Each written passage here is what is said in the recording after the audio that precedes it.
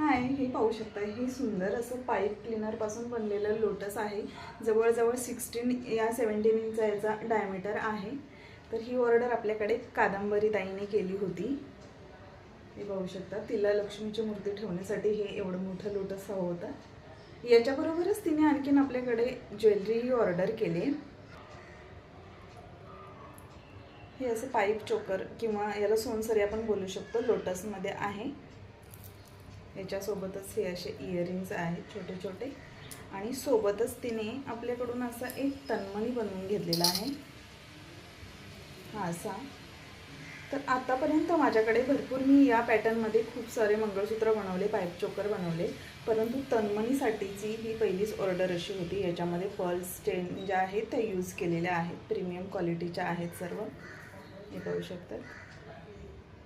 तर thank you so much कादंबरी ताई, ऑर्डर केल्यामुळे. तुझाही अनुभव तू शेअर कर.